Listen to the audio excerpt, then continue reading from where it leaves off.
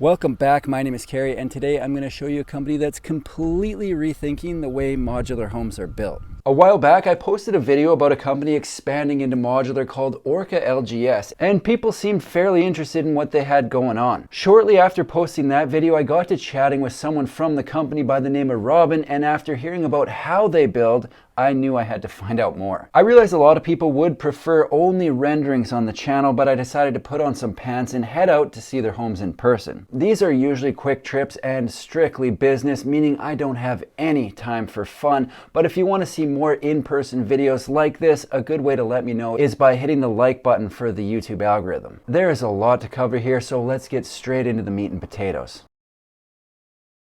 Orca LGS is a modular home builder on the West Coast that'll deliver to both Canada and the United States. What they've got going on is pretty interesting and a completely different approach than what most are doing in the space. I thought their bread and butter was the look of their homes, which is what I would describe as West Coast modern, and don't get me wrong, they look great, but there is way more to it than that. If you haven't heard of Orca, they're located in Courtenay, BC with a line of homes ranging in size from 375 to over 1,400 square feet. Where things really get interesting is with what they refer to as decentralized manufacturing, or a pop-up factory that allows them to turn a development or really any piece of property into a factory to start building homes with only 2 C-cans, a dome cover, and their steel building system.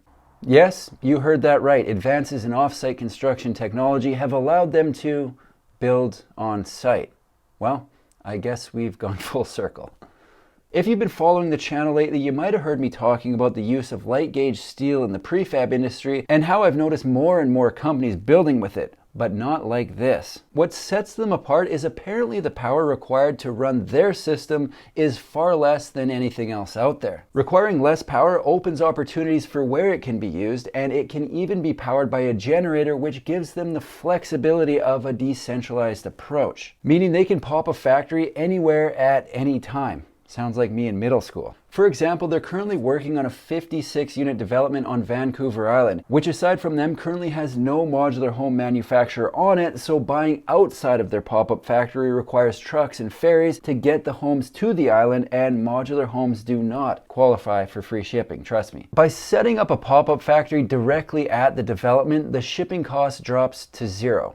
That's the cost I think people can likely get on board with. The way it works is the light gauge steel roll is loaded on the machine. Each roll is enough to frame a 500 square foot home, and the system spits out number coded studs based on the home's design that are assembled into panels in the pop-up factory. From there, they've got a couple different options. They can build out a complete home in the pop-up factory, or they can assemble it directly onto the foundation. They had done both out of the pop-up factory that I visited, and it was cool to be able to see the differences. They had homes at various stages of completion in the development, and I caught up with the COO, Robin, outside the first finished home to find out more. I caught up with Robin from Orca LGS. Now, to my understanding, you guys are new into the modular space, but have a pretty diverse background in construction. Correct, yeah, diverse construction background. We specialize in light gauge steel framing, but relatively new to the modular space. I've noticed a lot of companies are making their way over to light gauge steel. Why do you think that is? I think the biggest drivers are people and the planet.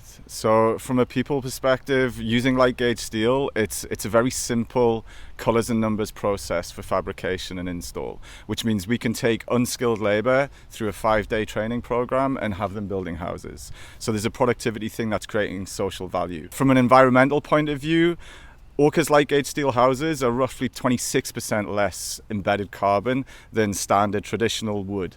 So I think there's benefits to the planet and the people there. And I think that's why these kind of big drivers on a global scale are becoming more and more important. And I think that's why we're seeing a push towards light gauge. That makes sense. If someone were to sign a contract on one of the pods today, let's say, how long do you think it's going to be until it's ready and they're moving in? Yeah, so what we've kind of seen with a bit of market testing, centralized construction of modular homes is maybe a 6-month lead in.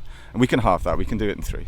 3 months? Yeah, for sure. Start to finish? Full turnkey, start to finish, 3 months, no problem. Okay, so behind me we've got 10 houses under construction, it looks like. And walk me through the process, because this isn't what I'm used to seeing. There's no traditional factory here, but these are still modulars, correct? Yeah, correct, yeah. So what you've got is kind of Orca's differentiator from our competition. So modular homes producing A277 or Z240 CSA certified homes, they're predominantly made in a big centralized factory. Now what Orca do is we've created a concept called the pop-up factory. So we can take all of our manufacturing capacity, capability and machinery, and we've made sure and developed that it's all agile, so we can move it anywhere. So any location, anywhere in the world, we can set up a pop-up factory with 2 sea cans and a dome tent over the top, our machinery in there, and we can manufacture with the site recognized as the modular factory. That's going to cut out shipping, it's going to cut out craneage. It's creating speed and also reducing cost, generating value. The standards you mentioned, those are Canadian standards, but you'll go worldwide, so you'll just build to wherever you're... Correct, yeah. You know, we're entering into the US market, California, Washington State. Intertek, who provide our Canadian auditing and approvals and seals and stamps to their standard, Intertek are global. So they can accredit the Orca process into any location, any locality. Interesting. Say someone wanted to have a pop-up factory for a development, or you got a few friends together. Is there a requirement or a minimum number of homes you guys need before it really makes sense to ship all this out? Sure, yeah. Like looking at a development that would be feasible for a pop-up factory, we'd probably have a minimum threshold of 30 units. This site here is 56 units, so it worked for this site. But what we do is we use our spare capacity from the pop-up factory to service the local area. So the more developments that Orca takes on, the wider our manufacturing network spread gets. And while servicing a development, we can also are in striking distance to service the local market, the local need for modular homes, in addition to the development itself.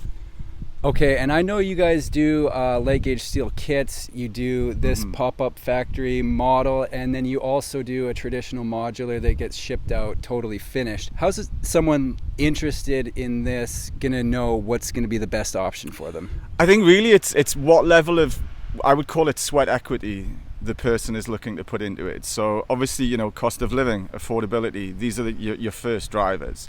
The way we are seeing the market and people balance that is by reducing size. So modular homes are becoming more popular, but also the level of sweat equity and project management they want to take on themselves. There's opportunity there to save money. And so if you go, you know, the highest level of that sweat equity would be to get a light gauge steel kit. The system is so simple that a couple of unskilled people can put a building together, no problem. After that, you may want to use some local sub-trades to take it through the rest of the build. Or you may not want to deal with any of that and have Orca deliver it fully turnkey. So I think they're the kind of drivers. It's the level of ability of people wanting to get involved in the build process or the project management process themselves, and the savings they can make conversely by doing that. Out of the three, do you have a favorite? For the 3 phases? Yeah, the 3 options. My background's manufacturing through and through, so I like the light gauge steel kit. Okay. I do, yeah. I think it's the most versatile, flexible option that we've got. It's the one that we can really hit at scale as well. So yeah, light gauge steel kits are very good. That's if I'm going to a kind of wider geographical location. The product that we're really passionate about, that I like, you know, finishing, completing and handing over, is definitely the fully finished turnkey pod. I'm more restricted in how far I can send that out because of shipping and all the rest of it. But yeah, my favorite product is the pod. I think the best one at scale and geographical spread would be the kit. It's the most versatile. One of the hot topics on my channel is always affordability. I know we're in an expensive area here. How does the price of something like this stack up to some of the stuff surrounding it? Yeah, sure. Look, I can speak to that. Orca aren't the developer here. The developer is based in Nanaimo. We're working with FMC and Patani Bay Investments. From my understanding, what we're trying to create here is affordable/attainable housing. So what I know of the local area, you know, a 3-bed house, strata with land, is going to be in the region of 800-900K. The equivalent houses you see behind me here are priced between $399 and $459. Now, yes, you don't own the land. This is a mobile park. Technically, you are paying a lot fee to the developer for leasing the land along with the house. But when I've done the numbers on it, you know, the equivalent mortgage rate to finance the land that the house is sat on is probably about double what the lot fee is. So I think this has created a hybrid where you lower your financing costs by only mortgaging the house, and you pay a reduced lot fee versus an increased mortgage for buying land too. And I think that's what makes it more affordable and attainable. And my understanding is that this model is being replicated, it's becoming more popular, more common across Canada in order to address affordability. Between the showroom that you've got, we're going to head over there this afternoon, and this development here, who are the buyer for these homes? Yeah, sure. So the buyers for Orca's pods it's very much focused on ADUs, vacation rentals, secondary properties. Some people are using them for primary dwellings. The people who are using primary dwellings have usually got a remote location where access is an issue, and we drop a fully finished modular pod there. But I think the biggest opportunity we're seeing coming through from the client's perspective is how to generate secondary income from your own property. Maybe you've got family who have housing requirements, and because of the pinch on the cost of living, it makes sense to kind of share resource. So smaller dwellings against your residential, your primary property, you can have family stay there. A lot of people are putting these on Airbnb, generating secondary income. I really think the product helps with the current financial climate and the pressure everyone's feeling on cost of living. Do you have any plans to do more of a stationary factory in the future? No. No, definitely not. Like I said before, my background is logistics and manufacturing, and I have not seen a manufacturing concept yet that is better than the pop-up factory, or what I call decentralized manufacturing. So big centralized manufacturing, I think it's very high capex, it's very high overhead, it's very inflexible. It can't deal with the peaks and troughs of demand. Orca's pop-up and decentralized approach, I can scale it up, scale it down to suit demand. And from a commercial point of view, I think that's unbeatable.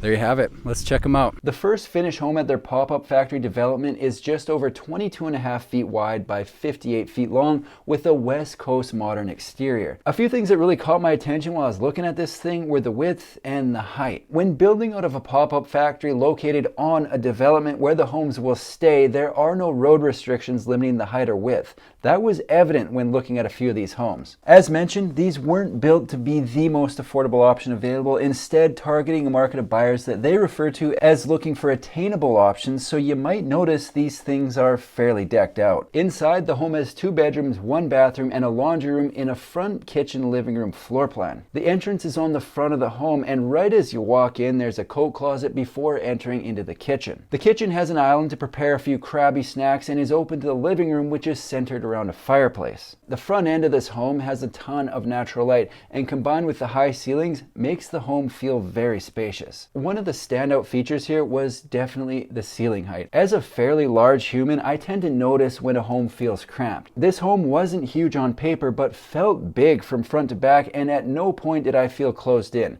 Not even close. In the middle section of the home, they've got the laundry room, which had space for a washer dryer and had hot water on demand for those like me who like to stand there and talk to themselves in the morning for an extended period of time before fully committing to start the day. Beyond that, they have a hall closet for extra storage, a 3-piece bathroom, and access to a covered patio for a bit of outdoor space that can be used rain, shine, or other. In their show model, 1 bedroom is staged as an office, but it does have a closet, so could definitely be used as a bedroom. Remove the desk and replace it with a bed and whammo. The main bedroom has a view of the backyard and a walk-in closet, so storage is definitely a theme throughout this home. All in all, I really like the modern exterior, the layout, the ceiling height, and the way it was finished. It was definitely worth the trip, and I hope this video does a better job showing what they're up to than the usual rendering montage. Orca LGS is a modular home builder with a pop-up factory system that can be transported worldwide and scaled to meet demand. They've got a line of West Coast modern homes that look amazing and target buyers after an attainable option.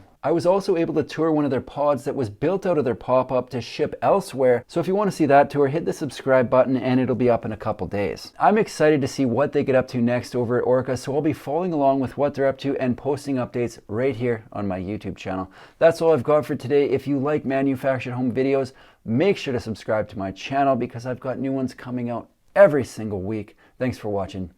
See you in the next one.